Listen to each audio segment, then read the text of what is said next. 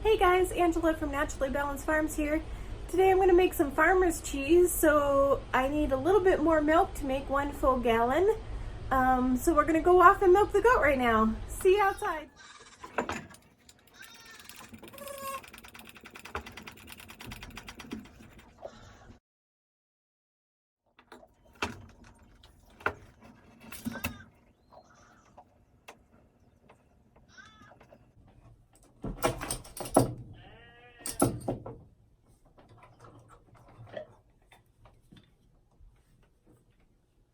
And there you have it. Let's go back inside and make some cheese. Alright guys, we're here in the kitchen. I've put my apron on because I'm a big apron nerd, but also because I was just outside with the animals and I don't want to contaminate my food. So unless I want to change my clothes, then the apron is the best option. Anyway, we have 2 half-gallon jars here of milk. They've been sitting on the counter for a little bit to kind of bring them to temperature. We're going to dump these. These are goat's milk. Put these in our pan. I hope you can see everything here. And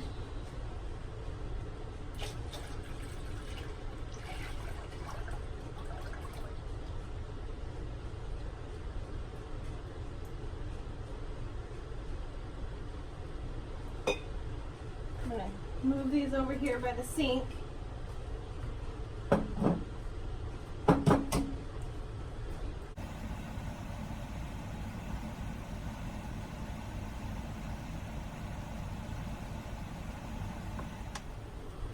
So in order to check the temperature, you can either use, sometimes I'll use this candy thermometer, or we also got this digital one. I think I got it at Walmart, not very much. It's called Accurite. You just turn it on, stick it in there, and the temperature is still going up. So we're just going to give it a minute and see what it does. This is heating up fairly fast. It's only been less than 5 minutes. And we're at 95 degrees right now.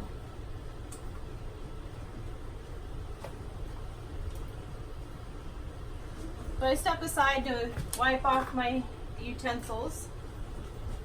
And now we wait.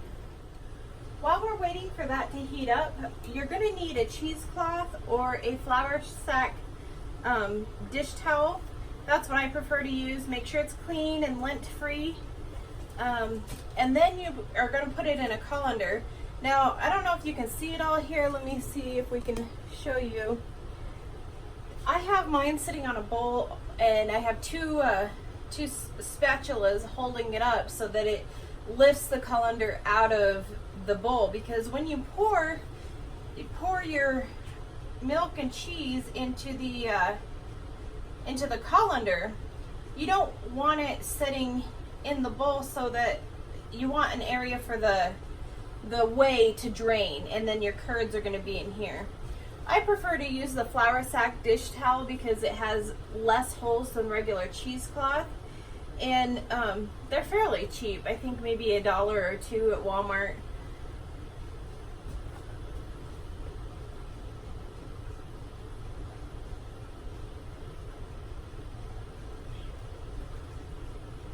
So as your milk gets good and hot, you want to be prepared because the next steps happen fairly fast.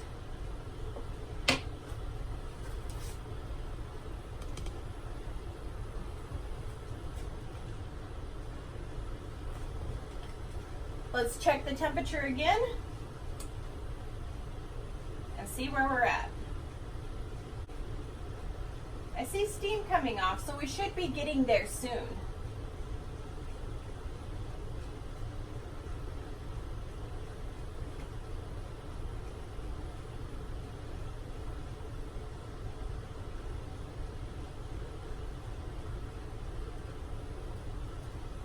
We're at about roughly 130 degrees.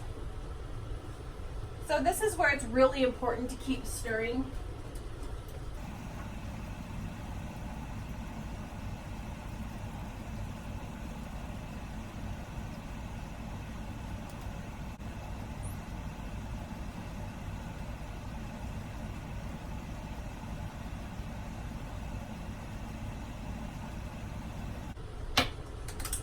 Let's check it one more time. I think we're just about there.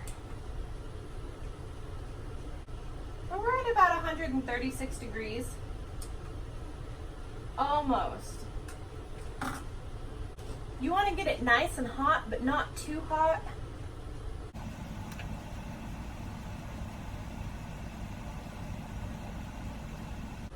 This is where you watch very carefully so you don't miss this important step, because if you go too far, your milk is going to get too hot.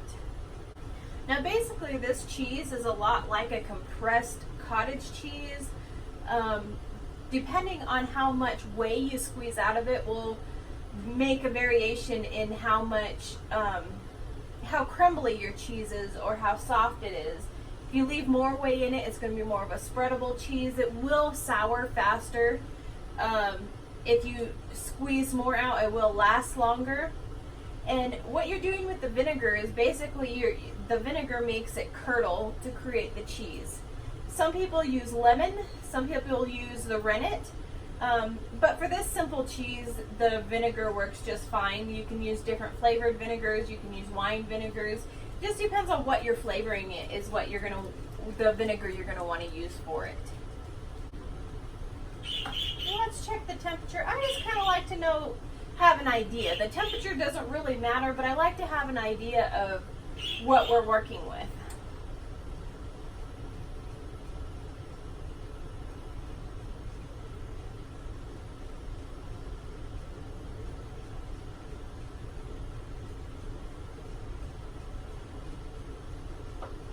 Now I don't have it touching the bottom of the pan, as that will affect the temperature. I just want to touch the middle of the liquid.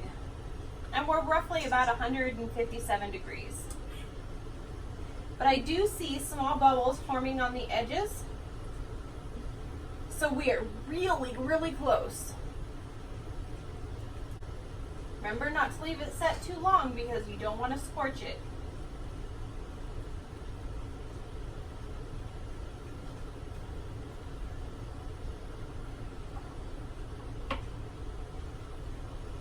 I'm going to go ahead and turn the heat off now because I'm seeing bubbles form faster.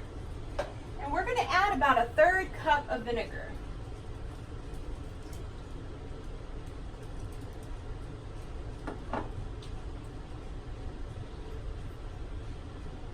And I don't know if you can see this, but it's almost instantly starting to separate.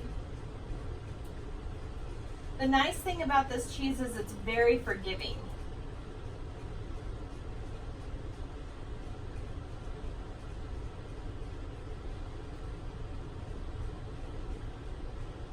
So I'm just stirring that in there.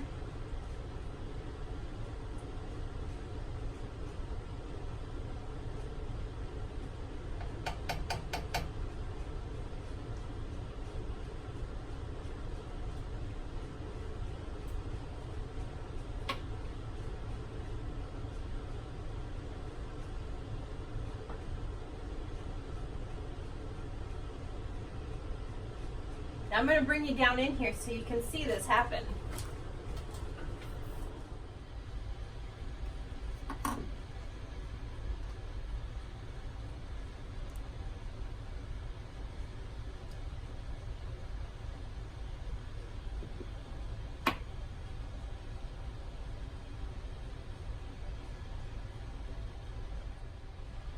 Okay, you see here that it's starting to separate. It's only been a few minutes. You can see the curds starting to form.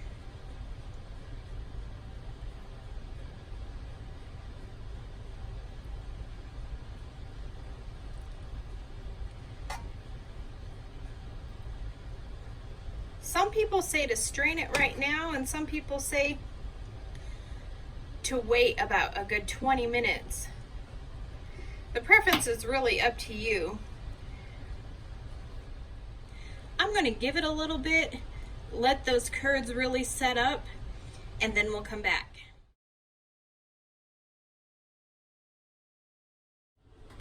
Alright guys, it's only been about maybe 5-10 minutes, but I'm going to go ahead and pour this out. Let me grab my pot holders.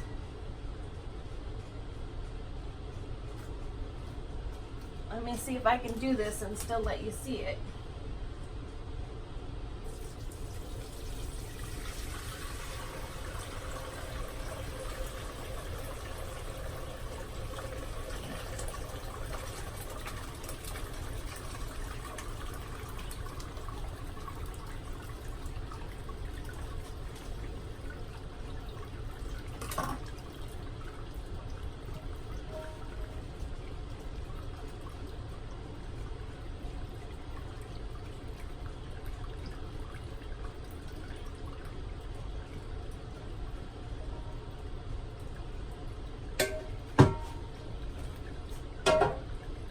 Now you're going to want to wash your materials fairly fast after making this, because otherwise it gets stuck on and it's really, really hard and messy to clean. So if you can see, I got the towel in there. There's a lot of whey in there. I bet there's almost a gallon. Not quite sure how that works, how you get almost a gallon when you started with a gallon, but that's how it does. And let me bring you in here so you can see the cheese. And we're just gonna let it sit there and drain a little bit. And we'll be back. Now most of the liquid has drained out. We're gonna go ahead and gather up the ends of our towel.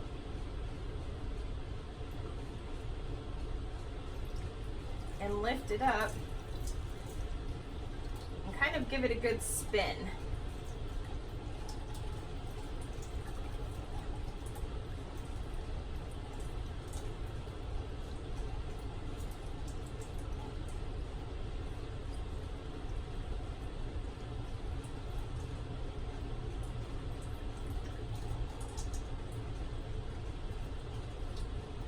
Now at this point, some people will rinse the cheese to cool it off, so that it's easier to handle. If you would like to do that, you totally can.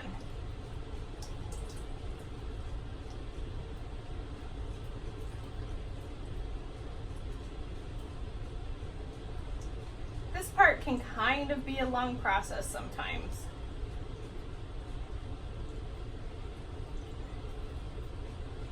But I just spin and spin and spin and spin. As you can see, the whey comes out very slow.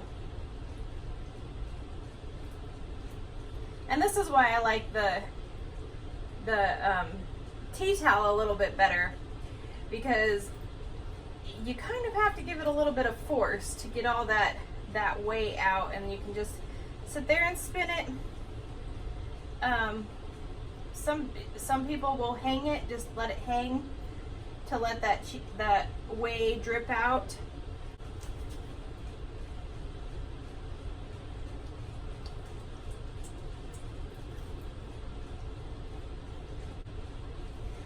The cheesecloth does drain a little bit easier than the tea towel does.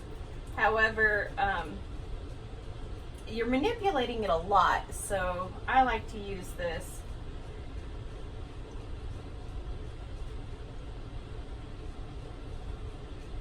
There's still quite a bit of whey in my cheese, so I'm just going to let it sit here and drain for a while. But if you'd like to see, let's bring you back in. It's nice and soft right now. Now sometimes what I'll do, I don't know if you're going to be able to see all this. I'm going to try to carefully move this out of the way. With the tea towel, because there is extra towel here, I'm going to leave it spun up and try to squeeze some extra juice from, oh look, I made a mess. I'm good at making messes. But I just squeeze some extra whey and the towel will soak it up.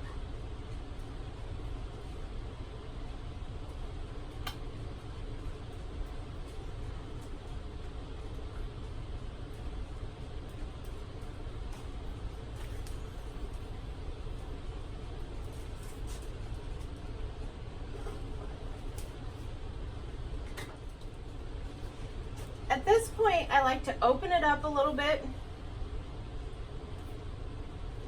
Can you see there? Still a little soft, still has quite a bit of whey, but I like to add some salt right now. This is some sea salt. I like to do this while it's still good and soft.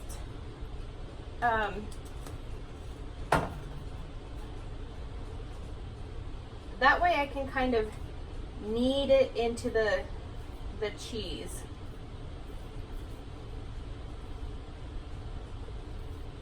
Then I just use the towel to knead it in there.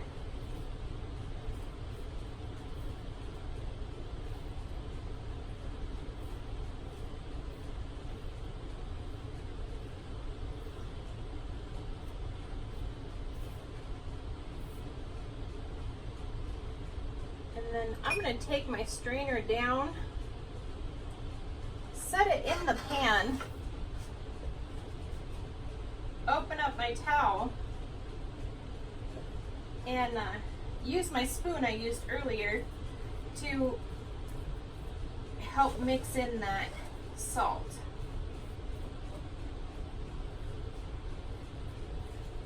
In the process, this is going to help get any extra weight out. And salt helps absorb the extra moisture as well.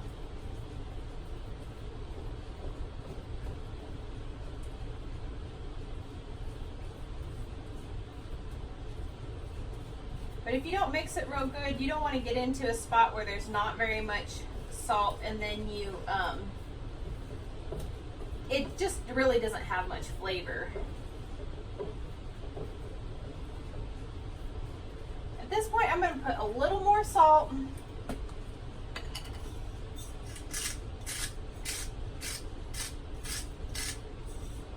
It seems like I'm putting a lot, but I'm really not. This will probably make, every batch is different, but this will probably make about a pound of cheese.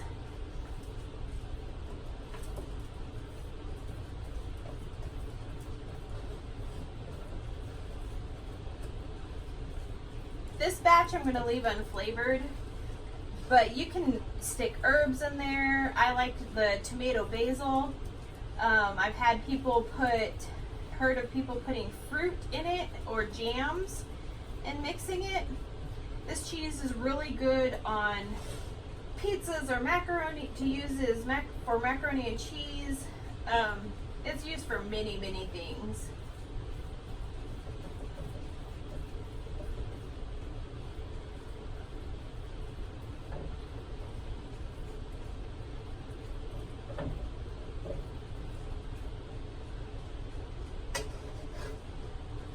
And it's pretty ball-like. I don't know if you can see that at this point. I'm gonna go ahead and give it a few more spins and squeezes. See if I can't get more of that milk out, that whey.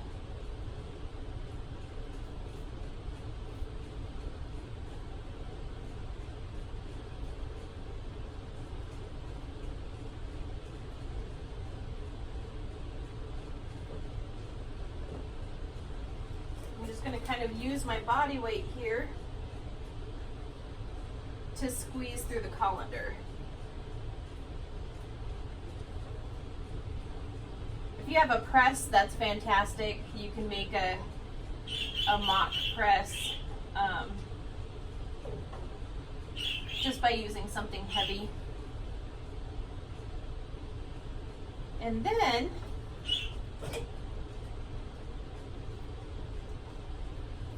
this is my favorite part, just to pinch a little off and test it. That's good.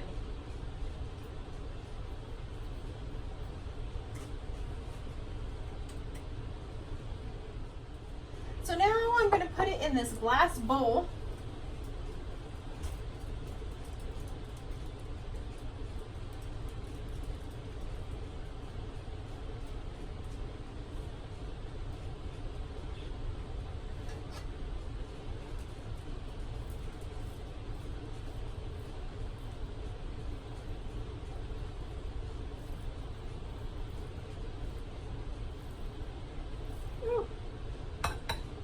I didn't lose that.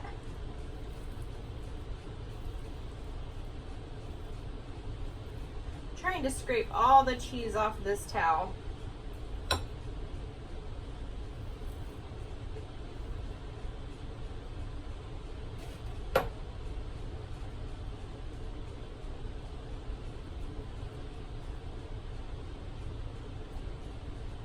It's still very warm, so it does want to stick. This cheese melts very nicely.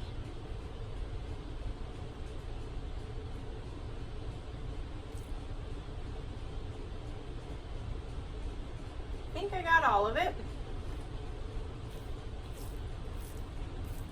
So here I'm gonna mix, just mix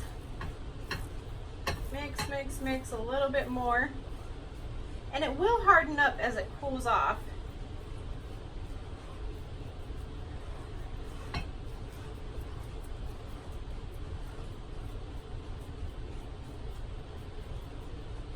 So I'm going to stick it in the bowl like this. I'm going to set another bowl on top of it to kind of make a press. And then I will grab a jug of something kind of heavy just to set on there.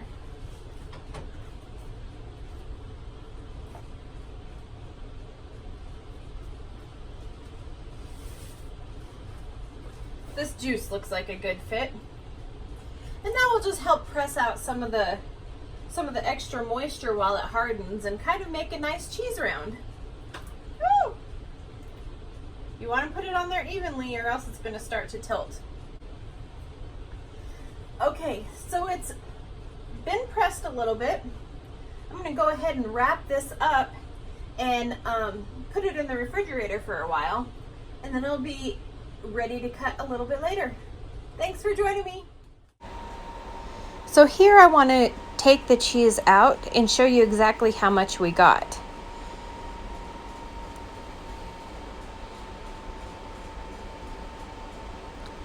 It looks like it's right at 1 pound and 3 ounces.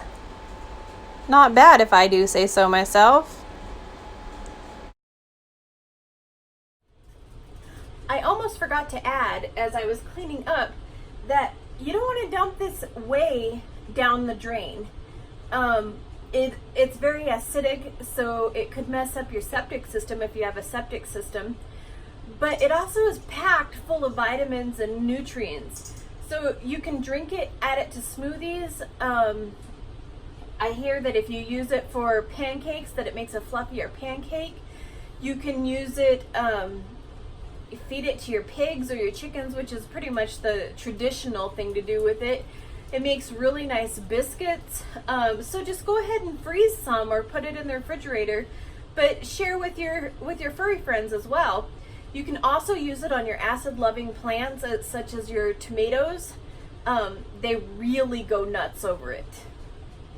So, I hope you enjoyed. We'll talk to you soon. Oh, another thing. When you add the salt, that is also when you would add any seasonings if you want to season your cheese. It does freeze really well, and it defrosts in the refrigerator beautifully. All right, see you later. Thanks, guys.